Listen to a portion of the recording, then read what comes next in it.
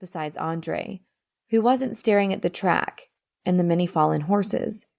Instead, he was staring directly at Andre while a tarantula was crawling on his neck.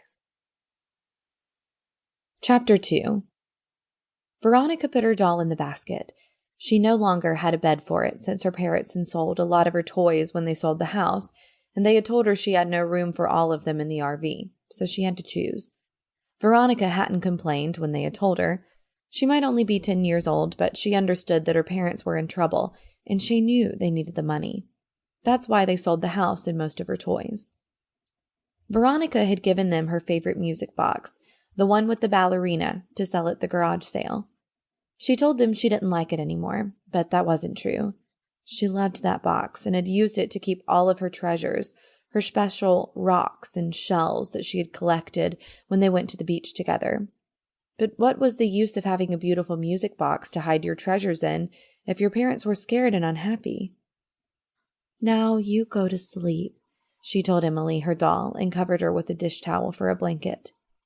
Her mother was sitting by the door of the RV, biting her nails, looking anxiously out the window, jumping up every time she heard a sound. Veronica didn't understand much of what had happened to her parents, but she did know that her dad had made some bad deals and that some bad guys had come to their house one day and told them to pay a lot of money. They hadn't always been poor. They used to live in a nice house with a beautiful backyard that had a huge tree where Veronica had a swing. Her dad had even promised to build her a tree house, but he never got around to it. "Maybe in our next house," her mother had said. "Once we get some money again, it won't be long now, honey." Veronica shushed at her doll and scolded her for not closing her eyes, then walked to her mother and grabbed her hand in hers. Her mother caressed her hair, but Veronica could feel her hand was shaking badly, and it had worried. Veronica wished so deeply that things would go back to normal, and hopefully soon. She didn't need a big house or any more toys. She just needed her mother to smile more and not have that distant look in her eyes. She needed her dad to sleep at night and not toss and turn and moan in his bed. And today was the day when it was all going to get better. At least that's what her mom had told her. As soon as Dad got back from the horse track. Veronica had begged him to take her with him since she loved horses, but her dad had told her that this was no place for a little girl to hang out. She had made him promise that he would take her horseback riding another day soon before she would let him leave.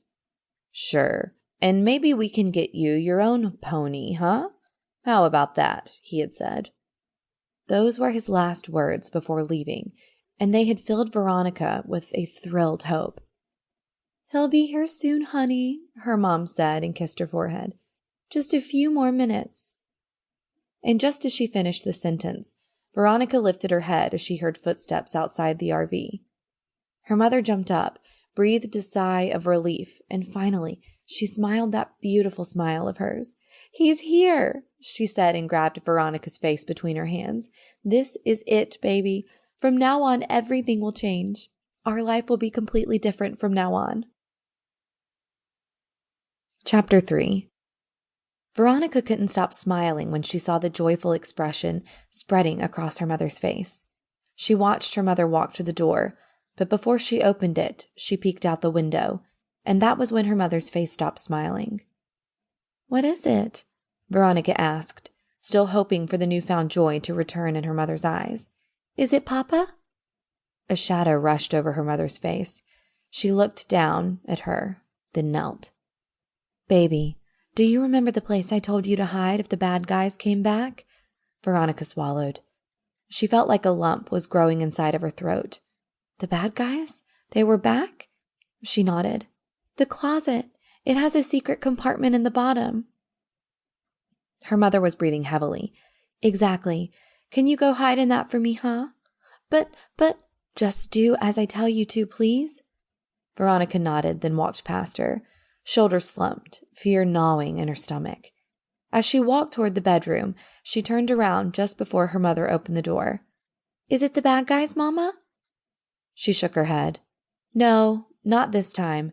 This is just one man who is with your dad. It's probably nothing, honey, but go hide just in case." "Oh, okay." There was a knock on the door, and her mother signaled.